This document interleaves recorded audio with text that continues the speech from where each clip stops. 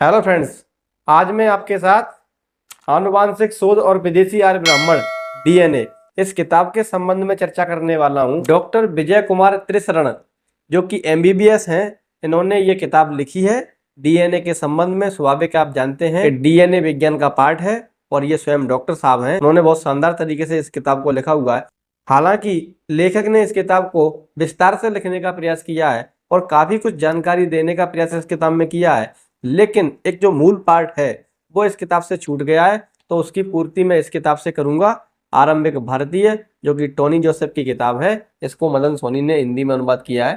तो सबसे पहले मैं आपको बता दूं कि हमारे एक व्यूअर ने हमें कमेंट किया था, उसने ये कहा था कि डीएनए के आधार पर ब्राह्मण विदेशी है, इस पर वीडियो बनाया जाए। तो ये जानकारी बहुत शानदार है, तो मुझे लगा कि इस पर वीडियो बनाया जाना चाहिए।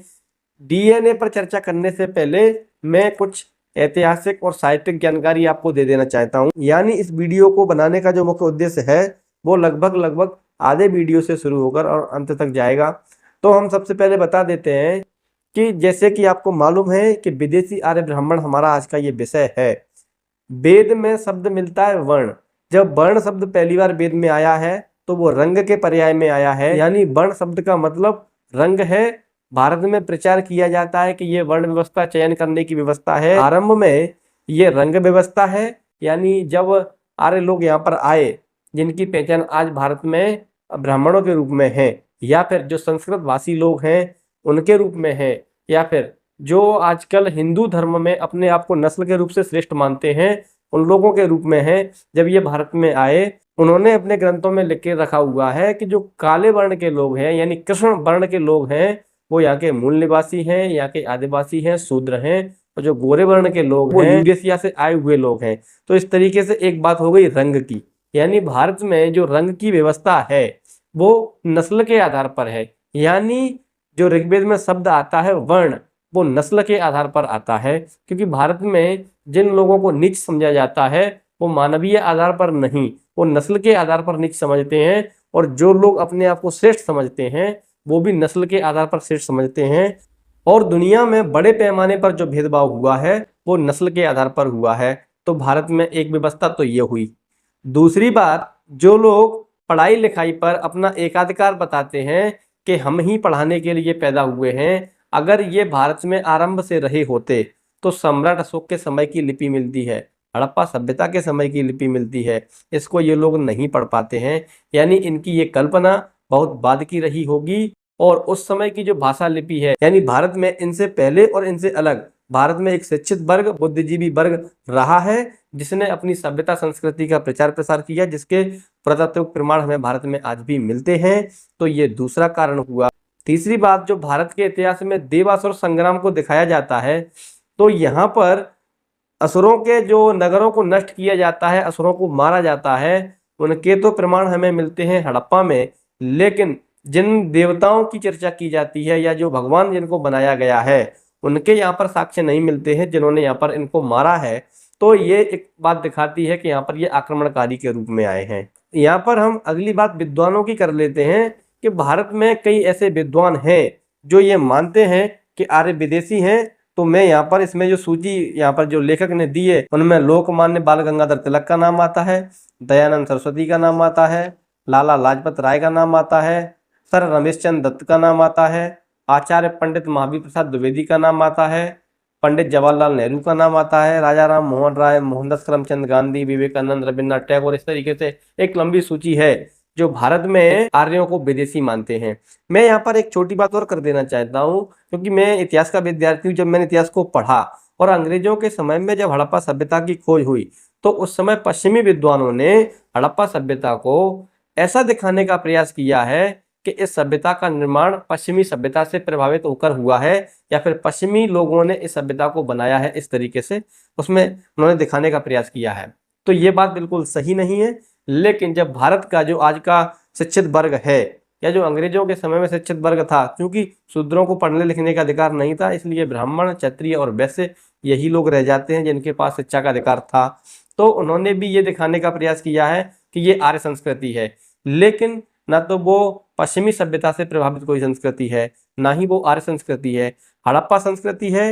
हड़प्पा संस्कृति इतनी विशाल है कि दुनिया के उस समय की जितनी संस्कृतियां हैं चाहे वो मिस्र की सभ्यता हो, चाहे मेसोपोटामिया की या चीन की, इन सभी को भी मिला लिया जाए तो भी भारत की जो हड़प्पा सभ्यता है, भारत की हड़प्पा सभ्यता का मुकाबला नहीं कर सकती। यानी क्षेत्रफल में ये सभी मिलाकर भी उससे बहुत छोटी है।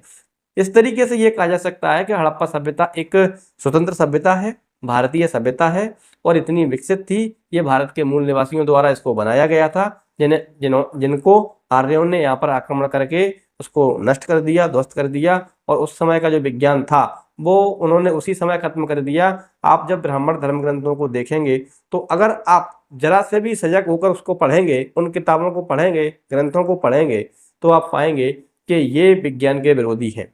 अब हम आते हैं अपने मूल विषय डीएनए पर। लेखक ने इसमें लिखा हुआ है कि उताह विश्वविद्यालय अमेरिका के डॉक्टर माइकल बामसात और आंध्र विश्वविद्यालय विशाखापट्टनम के प्रोफेसर बी भास्कर राव, इन्होंने संयुक्त रूप से आनुवांशिकी के आधार पर भारत में जो जातियां हैं उन पर डीएनए के आधार पर, आनुवांशिकी के आधार पर 1996 से एक जांच शुरू की। यानी इन्होंने डीएनए को आधार बनाया और इन्होंने ये जानना चाहा कि आखिर ऐसा क्या कारण है, क्योंकि संसार भर में ये जो विविधता है भारत में, ये कहीं और देखने को नहीं मिलती है। तो इसके पीछे की सच्चाई क्या है, इसको जानने के लिए इन्होंने इस जांच को शुरू किया 1996 से, और 2001 में ये रिपोर्ट दुनिया के कई अखबारों में ये रिपोर्ट प्रकाशित हुई। और इस जांच को करने के लिए आंध्र प्रदेश से 8 वर्गों के लगभग 265 सैंपल लिए गए।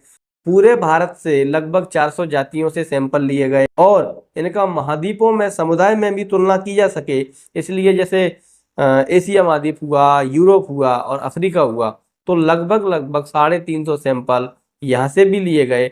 और जब ये सैंपल के नमूने सामने आए डीएनए के आधार पर, तो यहाँ पर जो परिणाम सामने आए हैं वो हैरान कर देने वाले हैं। यहाँ पर ये दिखाया गया है कि ब्राह्मणों का डीएनए भारतीयों के डीएनए से, यानी जो भारत के मूल निवासी हैं, आदिवासी हैं, इनके डीएनए से मैच नहीं करता, बल्कि इनका डीएनए यूरोप से अधिक मैच करता है। लेखक ने इसमें लिखा हुआ है कि भारत में जो ब्राह्मणों की जनसंख्या है 3.3%, इनका डीएनए भारत के मूल निवासियों से मैच नहीं करता है, बल्कि यूरोप में जो एक जगह है वोल्गा, वहां के लोगों से मैच करता है। और कितना मैच करता है? 99.98%, यानी लगभग 100% कह सकते हैं इसको। और यहाँ पर क्षत्रियों का जो डीएनए है, जिनको भारत में 5.5% दिखाया गया है, इनका डीएनए मैच करता है 99.88%। और यहाँ पर जो वैश्यों का डीएनए है वो 99.84%, यानी 99% तो मैच कर ही रहा है, ये लगभग 100% के आसपास ही है। और इनका डीएनए मैच करता है यूरोप से।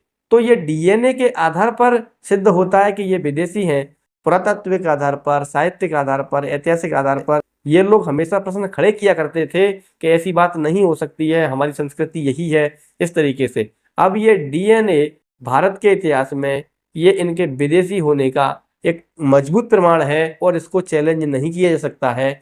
तो इस किताब में जो लेखक ने एक कमी छोड़ दी है, वो कौन सा डीएनए है जो कि ब्राह्मणों में पाया जाता है और जिससे ये सिद्ध होता है कि ये इनका संबंध यूरोप से है। तो इसके लिए हमें इस किताब में जानकारी तो नहीं मिलती है, लेकिन इसकी जानकारी हमें इस किताब में अवश्य मिलती है। तो अब हम इस किताब से जानकारी आपको एक कागज पर समझाएंगे।